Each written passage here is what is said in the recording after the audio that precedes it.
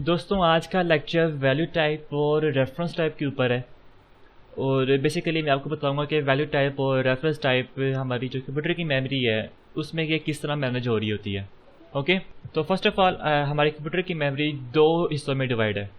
एक है स्टैक और एक है हीप। स्टैक का पोर्शन हीप से बहुत छोटा होता है, तो इसलिए बाज़ औक़ात आप एक्सेप्शन देखते होंगे C++ के अंदर। अगर आपने प्रोग्रामिंग की है उधर एक्सेप्शन आती थी स्टैक ओवरफ्लो। स्टैक ओवरफ्लो इसलिए एक्सेप्शन आती है क्योंकि स्टैक फिल हो जाता है बहुत जल्दी, लेकिन जो हीप है उसका साइज़ बहुत ज़्यादा होता है, इसलिए आपने कभी ये एक्सेप्शन नहीं सुनी हीप ओवरफ्लो। ठीक है, तो जितनी भी हमारी वैल्यू टाइप होती हैं वो स्टोर होती हैं स्टैक के अंदर, और जितनी भी हमारी रेफरेंस टाइप होती है वो स्टोर होती है हीप के अंदर। तो अब मैं आपको बताऊंगा कि वैल्यू टाइप कौन सी टाइप्स होती हैं और रेफरेंस टाइप कौन सी टाइप्स होती हैं। तो वैल्यू टाइप हर एक वो टाइप है जो कि स्ट्रक्ट से मिलकर बनी है। जिस तरह हमारे पास इंटीजर है, मैं इधर इंटीजर का वेरिएबल बनाता हूँ इंट एज इक्वल टू 10।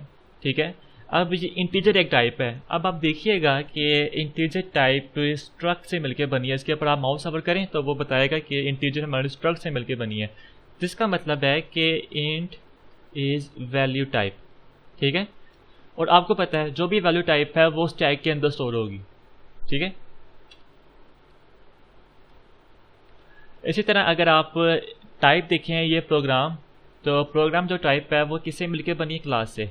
अगर इसका हम ऑब्जेक्ट बनाते हैं इस तरह program pg equal to new program, ठीक है, तो प्रोग्राम के ऊपर आप माउस ओवर करें तो बताएगा कि ये क्लास से मिलकर बना है। इसका मतलब है कि ये एक रेफरेंस टाइप है।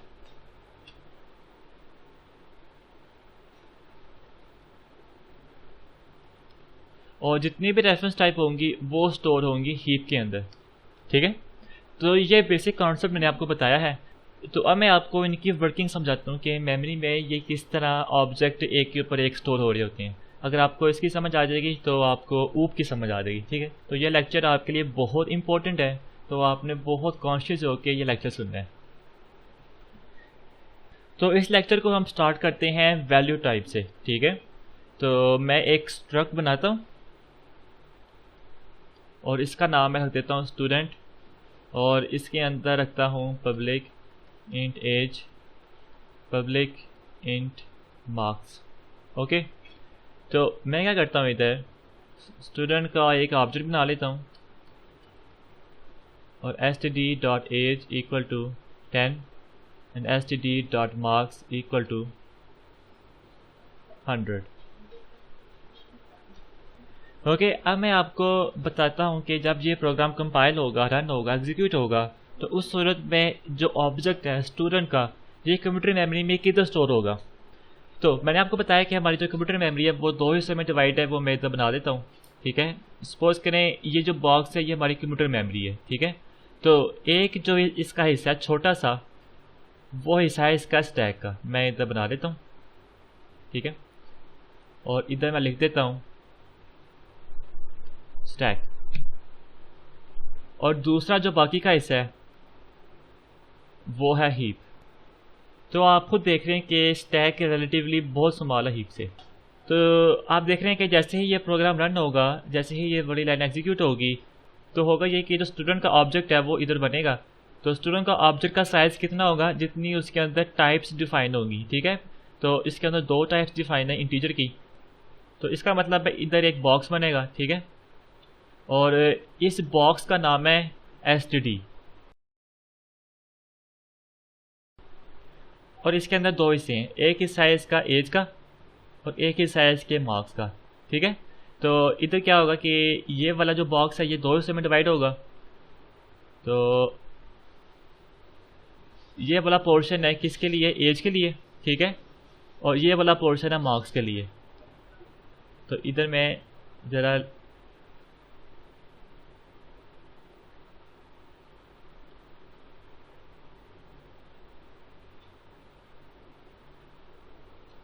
ठीक है, तो ये हमारा एक ऑब्जेक्ट बना हुआ है स्टूडेंट का कि जिसके दो हिस्से हैं, एक एज का और एक मार्क्स का है, और ये पूरा जो ऑब्जेक्ट है वो स्टोर हुआ है स्टैक के अंदर। अब क्या होगा कि जब ये वाली नेक्स्ट लाइन जब एग्जीक्यूट होगी std.age इक्वल टू 10, तो होगा ये कि एस टी डी ये है, तो वो एज वाले पोर्शन में जाएगा और इधर जाके वैल्यू लिख देगा 10। इसी तरह जब ये नेक्स्ट लाइन जब एग्जीक्यूट होगी S T D dot marks equal to 100, तो होगा ये कि S T D dot marks ये वाला कॉल होगा, ठीक है, और इधर आके ये 100 स्टोर कर देगा, ठीक है। तो ये है हमारा मेमोरी मैनेजमेंट जो कि वैल्यू टाइप के लिए है, जो स्टैक में स्टोर होगा। तो ये है हमारा फर्स्ट स्टेप जिसमें हमने सीखा है कि वैल्यू टाइप स्टैक में स्टोर होती हैं, और स्टैक में जब एक ऑब्जेक्ट स्टोर होगा वैल्यू टाइप का तो वो किस तरह से स्टोर होगा। एक उसका ऑब्जेक्ट बनेगा, उसके पोर्शन डिवाइड होंगे और उसके अंदर डाटा वगैरह सेव होगा, ठीक है, और उस पोर्शन का कोई नाम होगा, जिस तरह ये एस टी डी है, ठीक है, और उसके अंदर सब पोर्शन है, एक एज का और एक मार्क्स का। अब चलते हैं नेक्स्ट स्टेप के अंदर। उसके अंदर हम करेंगे ये, मैं एक और वेरिएबल बनाता हूँ स्टूडेंट का, और उस स्टूडेंट के अंदर मैं वो तमाम वैल्यूज़ रखना चाहता हूँ जो कि इसकी हैं, ठीक है। तो क्या करता हूँ मैं कि इधर कोड लिखता हूँ, student S T D two equal to S T D, ठीक है। तो मैंने क्या किया कि अब ये वाला कोड एग्जीक्यूट होगा। तो जब ये वाला कोड एग्जीक्यूट होगा तो होगा ये कि इधर एक ऑब्जेक्ट बनेगा एस टी डी टू के लिए। तो सबसे पहले एस टी डी टू का साइज उतना होगा जितना इसका है, इसके भी दो पोर्शन होंगे, एक पोर्शन एज के लिए होगा और एक पोर्शन मार्क्स के लिए होगा, और इस पर भी वही तमाम वैल्यूज़ कॉपी होंगी जो कि एस टी डी के अंदर है। तो एस टी डी के एज के अंदर जो वैल्यू होगी वो इसके अंदर आएगी। इसी तरह मार्क्स के अंदर भी वही वैल्यू आएगी जो कि एस टी डी के अंदर है, ठीक है। तो इस ब्लॉक का नाम क्या है, इसका नाम है एस टी डी टू। तो अब मैं आपको बताता हूँ कि इस तरह से जब हम कोडिंग करेंगे तो इसका नुकसान क्या होगा। अब सपोज करें कि एस टी डी टू हमें पता चलता है कि जो स्टूडेंट है उसकी एज 10 नहीं है, उसकी एज है 12। तो आप क्या करेंगे, सिंपल आप करेंगे कि S T D two dot age equal to 12 कर देंगे आप, ठीक है। तो होगा ये कि यहाँ पे इसकी वैल्यू ओवरराइड हो जाएगी और न्यू वैल्यू जो होगी वो होगी 12। लेकिन अब आप यहाँ पे देखें कि हमने जो वैल्यू चेंज की है एज की, वो सिर्फ इस बॉक्स में चेंज हुई है, ठीक है, वो इस बॉक्स में चेंज नहीं हुई। क्यों नहीं चेंज हुई, क्योंकि ये वाला बॉक्स उसके साथ लिंक ही नहीं कर रहा किसी तरह से। तो इसका नुकसान क्या होगा कि मुझे अब इस एस टी डी की भी एज चेंज करनी पड़ेगी, क्योंकि ये दोनों स्टूडेंट सेम है, तो दोनों स्टूडेंट के अंदर सेम वैल्यूज होनी चाहिए। तो फिर मुझे क्या करना पड़ेगा कि इधर मैं कोड लिखूंगा एस टी डी के लिए भी एज इक्वल टू 12, उसे भी मैं बताऊंगा कि तुम भी अपनी एज चेंज कर लो, ठीक है, और इधर आप लिखो 12। तो ये है इसका पहला नुकसान। जो इसका सेकंड नुकसान है वो है मेमोरी साइज़ का। आप देखें कि जो सेम डाटा है वो यहाँ पर भी है और यहाँ पर भी है। तो सबसे पहले आप देखें कि ये जो ब्लॉक जब भी बनेगा, स्टूडेंट का ऑब्जेक्ट बनेगा, तो वो कितनी मेमोरी लेगा। तो आपको पता है कि किसी भी टाइप की जो मेमोरी होती है वो डिपेंड करता है कि उसके अंदर आपने कितनी सब टाइप्स बनाई हुई हैं, ठीक है, और वो कितनी मेमोरी लेती है मेमोरी के अंदर। तो आपको पता है कि जो एज है, तो एज हमेशा कंप्यूटर के अंदर मेमोरी लेती है 4 बाइट्स, ठीक है। इसी तरह जो मार्क्स है, मार्क्स चूँकि इंट है तो ये भी 4 बाइट्स मेमोरी लेगा। तो टोटल कितनी होगी हमारे पास 8 बाइट्स, ठीक है। तो जब भी एक ब्लॉक बनेगा ना, तो एक ब्लॉक हमेशा 8 बाइट का होगा। अभी आपको 8 बाइट से कुछ भी महसूस नहीं हो रही होंगी, लेकिन इस एग्जांपल के लिए आपने ये सपोज करना है कि इंटीजर 4 बाइट्स नहीं लेता बल्कि 4 MB लेता है, ठीक है। तो हम इधर 8 बाइट नहीं लिखेंगे, बल्कि यहाँ पे मैं लिखता हूँ कि ये 8 बाइट नहीं है बल्कि 8 मेगाबाइट्स है। जब भी एक ऑब्जेक्ट बनेगा तो मेमोरी में जो साइज़ होगा वो 8 MB का होगा। तो अब इसका साइज़ कितना हो गया 8 MB का। तो अब आप देखें कि जब हमने एक नया ऑब्जेक्ट बनाया स्टूडेंट का, तो उसने भी मेमोरी में कितना साइज़ लिया 8 MB का, ठीक है, यहाँ पे देखें। और कल को मैं एक और कोड लिखता हूँ, student std3 equal to std। ठीक है, तो मुझे दोबारा वो वेरिएबल चाहिए जिसके अंदर वो तमाम इंफॉर्मेशन हो जो कि पहले वाले वेरिएबल के अंदर है। फिर दोबारा इधर एक ब्लॉक बनेगा, ठीक है, और वो फिर दोबारा वो सारा काम होगा और फिर दोबारा वो सारा काम होगा। ठीक है, और ये भी कितना साइज लेगा मेमोरी के अंदर, 8 मेगाबाइट्स। तो अब हो क्या रहा है, हो ये रहा है कि हमारी जो मेमोरी है ना वो जल्दी से फिल होती जा रही है। ठीक है, देखिए कितनी स्पीड से मेमोरी फिल हो रही है। इसी वजह से ना स्टैक ओवरफ्लो का जो एरर है वो आ जाता है, इसलिए आता है क्योंकि आपकी मेमोरी बहुत जल्दी फिल हो गई है। तो आप देखें ना कि आपकी ये मेमोरी भी आपकी वेस्ट है। ठीक है, आपकी ये मेमोरी भी वेस्ट है। तो असल आपकी जो चीज़ है वो ये है। ठीक है, क्योंकि ये सेम डाटा है जो कि यहाँ पर भी रिपीट हो रहा है और यहाँ पर भी रिपीट हो रहा है। तो अगर मुझे इसमें कोई चेंज करना पड़ेगा तो मुझे वही चेंज इसमें भी खुद मैनुअली करना पड़ेगा और इसमें भी खुद मैनुअली करना पड़ेगा। तो ये नुकसान है अगर हम वैल्यू टाइप अप्रोच को लेके अपनी एप्लीकेशन हम बनाएं। तो इसका जो सलूशन है वो ये है कि आप रेफरेंस टाइप यूज़ किया करें, यानी कि आप क्लासेस में अपनी कोडिंग किया करें, यानी कि आप ऑब्जेक्ट ओरिएंटेड प्रोग्रामिंग यूज़ किया करें। तो जब भी ऑब्जेक्ट ओरिएंटेड प्रोग्रामिंग यूज़ होगी उसमें हम क्लासेस यूज़ करते हैं। ठीक है, तो हमेशा ऑब्जेक्ट ओरिएंटेड प्रोग्रामिंग में क्लास का जब भी एक ऑब्जेक्ट बनेगा वो हमेशा हीप में स्टोर होगा। तो यहाँ पे देखें कि इसका साइज़ भी बहुत बड़ा है, तो जिस वजह से यहाँ पे मेमोरी फुल होने के चांस भी बहुत कम होते हैं। ठीक है, तो अभी मैंने आपको जो भी चीज़ें बताई हैं वो सारी थ्योरेटिकल बताई हैं। तो अब मैं उसको इम्प्लीमेंट करके बताता हूँ कि जब हम std की वैल्यू जब std2 में कॉपी करेंगे और वही वैल्यू जब std3 में कॉपी करेंगे तो वो सारे इंडिविजुअल अपनी मेमोरी लेंगे, जिसका मतलब है कि जब हम std की एज चेंज करेंगे तो वो वाली वैल्यू std2 में रिफ्लेक्ट नहीं होगी, ना ही std3 में।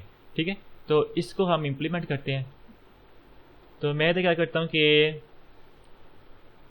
Student std2 equal to std और student std3 equal to std।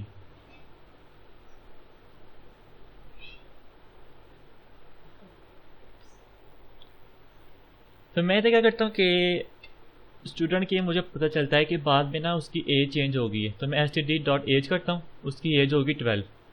ठीक है, तो मैं तो देखना चाहता हूँ कि इसकी जो मैंने एज चेंज की है क्या std2 की भी एज चेंज हुई है कि नहीं। तो std2 की अभी एज क्या होगी वो हम देखते हैं, कंट्रोल F5। तो हमें ये रिज़ल्ट मिला कि std2 की जो एज है, ठीक है, वो 10 है। तो ये हम देखते हैं कि इधर 10 क्यों शो हुआ है, हालांकि हमने std के अंदर जो वैल्यू है वो अपडेट कर दी एज की, लेकिन std2 है उसके अंदर एज की वैल्यू वो 10 की 10 है। ये ऐसा क्यों है? वेल ये हम ना स्टेप बाय स्टेप देखते हैं कि ऐसा क्यों हुआ है। जब हमने इस लाइन के ऊपर हम आए, जब ये लाइन एग्जीक्यूट हुई है ना, तो हुआ ये कि इसका एक ऑब्जेक्ट बनना है मेमोरी के अंदर। ठीक है, तो इसके अंदर भी जो एज की वैल्यू वो 10 आई हुई है और जो मार्क्स की वैल्यू है वो 100 है।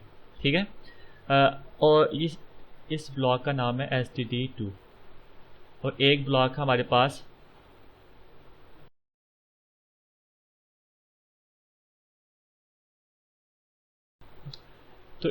हमारे पास std और एक ब्लॉक है हमारे पास std2। जब ये वाली लाइन एग्जीक्यूट हुई है तो ये वाला ब्लॉक मेमोरी के अंदर बन गया। ठीक है, तो फिर बाद में जब हमने std.age की वैल्यू चेंज की है ना, तो इसने क्या किया है, सिर्फ इसकी वैल्यू चेंज की है। तो यहाँ पे क्या आ गया 12। तो ये वाली वैल्यू आप देख रहे हो कि std2 में रिफ्लेक्ट नहीं हुई, जिसका नुकसान क्या हुआ है कि मुझे खुद ही मैनुअली std2 की वैल्यूज़ को चेंज करना पड़ेगा। ठीक है,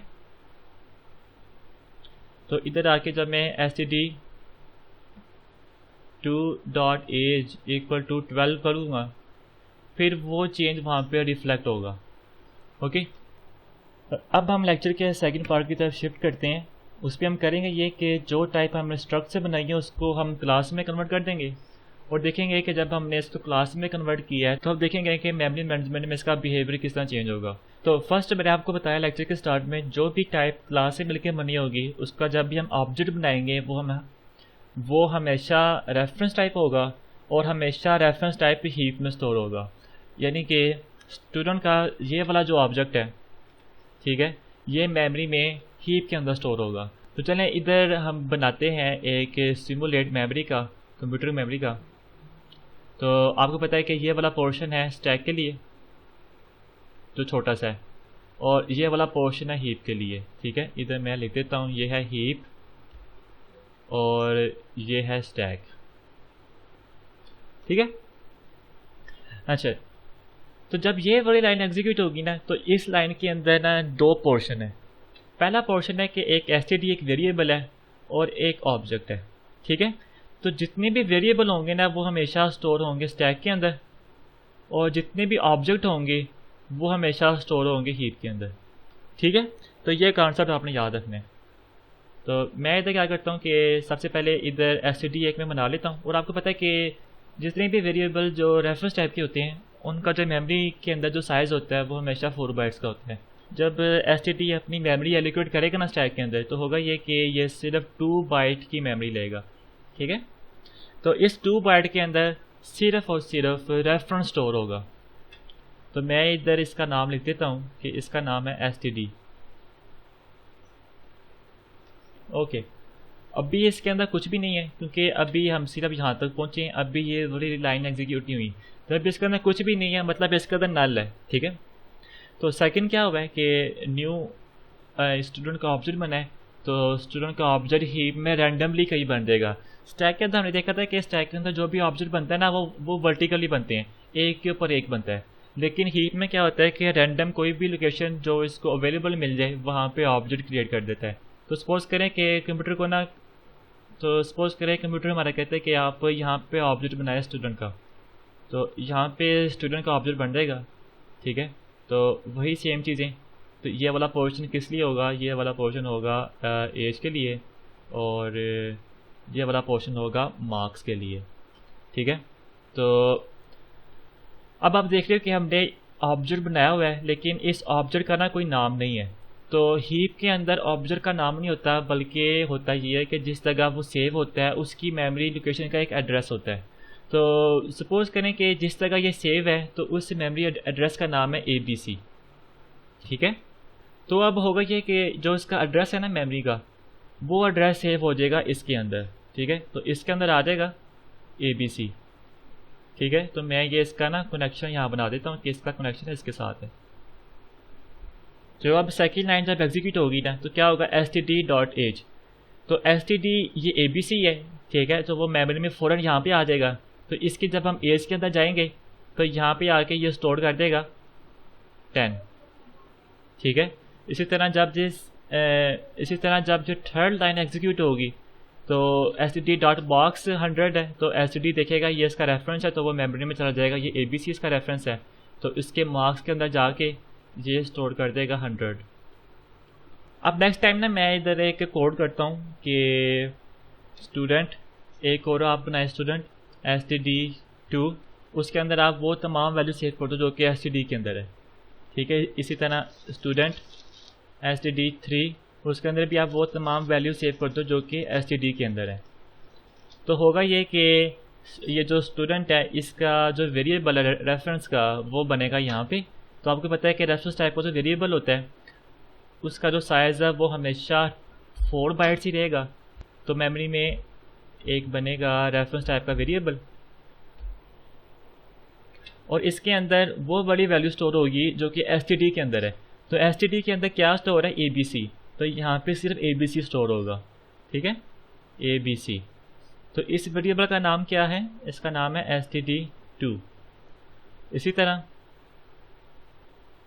यहाँ पर भी एक नया वेरिएबल बनेगा जब std3 एग्जीक्यूट होगा ये वाला। ठीक है, तो इसके अंदर भी वो वाली वैल्यू आएगी जो कि std के अंदर है, और वो है ABC।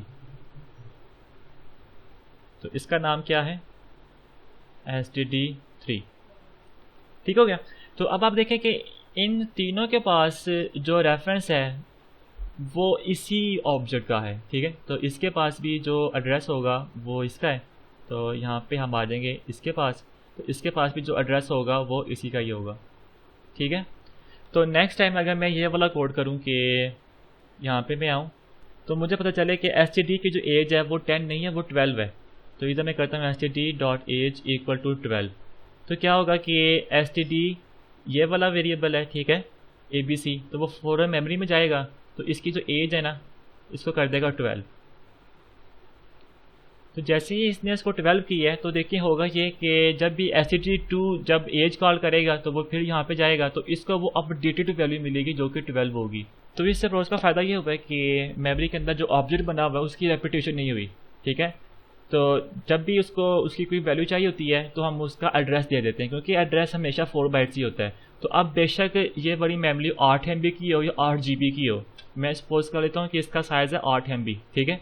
जिस तरह हमने पिछले लेक्चर में जब हमने बात की थी स्ट्रक्ट के ऊपर, तो उसका जब हमने ऑब्जेक्ट बनाया था तो हमने उसका साइज़ भी 8 MB रखा था, तो हम इसका साइज़ भी रखते हैं कि ये 8 MB का है। अब आप देखें कि जो रेफरेंस टाइप है उसका साइज़ कितना है, उसका साइज़ है 4 बाइट्स, इसका भी साइज़ है 4 बाइट्स, और इसका भी साइज़ है 4 बाइट्स। तो टोटल हमारा जो मेमोरी का साइज़ होगा इस वक्त वो क्या होगा, इधर हम कैलकुलेट करते हैं, 8 MB plus 4 bytes plus 4 bytes plus 4 bytes. तो टोटल जो हमारा इसका आंसर आएगा वो आएगा 8.00012 MB, ठीक है। तो ये देखें कि इसने हमारी मेमोरी अप टू मैक्स कितनी कर दी है। अब हम चाहे जितने मर्जी वेरिएबल बना लें स्टैक के अंदर, ठीक है, उसका साइज हमेशा बाइट्स में होगा, तो वो हमेशा एक ही ऑब्जेक्ट को रेफरेंस कर रहा होगा, ठीक है। तो देखें कि हमारी जो मेमोरी है उसका साइज़ भी हमने मैनेज कर लिया है। हमने ये भी मैनेज कर लिया कि जब एक वेरिएबल में कोई चेंज आए, ठीक है, यानी कि मैंने जब std.age के अंदर चेंज किया, वही चेंज std2 के अंदर भी आ जाएगा और वही चेंज std3 के अंदर भी आ जाएगा। वो इसलिए आएगा क्योंकि वो तीनों जो वेरिएबल हैं, जो रेफरेंस वेरिएबल्स हैं, वो तमाम एक ही ऑब्जेक्ट को रेफरेंस कर रहे होते हैं, ठीक है। तो ये फ़ायदा है ऑब्जेक्ट ओरिएंटेड प्रोग्रामिंग के अप्रोच का कि जिसमें हम जो ऑब्जेक्ट बनाते हैं उनकी जो टाइप होती है वो हम क्लास रखते हैं। तो क्लास रखने से जितनी भी ऑब्जेक्ट होंगी वो तमाम हीप पे स्टोर होंगी, तो स्टैक में हमेशा उसके वेरिएबल के एड्रेस स्टोर होंगे, ठीक है। तो अभी मैंने आपको ये थ्योरेटिकल बताया, तो अब मैं आपको इसका इम्प्लीमेंटेशन करके बताता हूँ, फिर आपको समझ आएगी कि ऑब्जेक्ट ओरिएंटेड प्रोग्रामिंग वाकई एक अच्छी टेक्निक है सॉफ्टवेयर डेवलपमेंट के लिए, ठीक है। तो मैं क्या करता हूँ कि इधर एक और मैं बनाता हूँ as student std2 equal to std, फिर मैं करता हूँ student std3 equal to std। तो कल को क्या होता है, मैं कहता हूँ कि std की जो एज है ना वो चेंज हो गई है, वो होगी 12।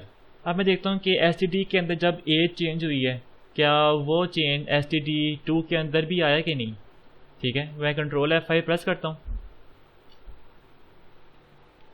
और देखें वो चेंज हमारा std2 के अंदर भी आ गया, ठीक है।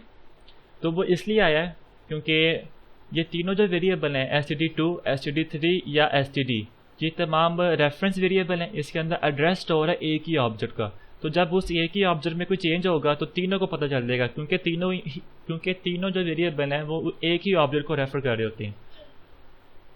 तो मुझे उम्मीद है कि इस लेक्चर में आपको समझ आइए कि वैल्यू टाइप और रेफरेंस टाइप में क्या फ़र्क है, मेमोरी में इसकी मैनेजमेंट किस तरह हो रही होती है। तो जब हम ऑब्जेक्ट ओरिएंटेड प्रोग्रामिंग यूज़ करते हैं अपनी सॉफ्टवेयर डेवलपमेंट में, तो इससे हमारी डेवलपमेंट कितनी रोबस्ट हो जाती है, ठीक है, बोथ मेमोरी में भी और परफॉर्मेंस में भी।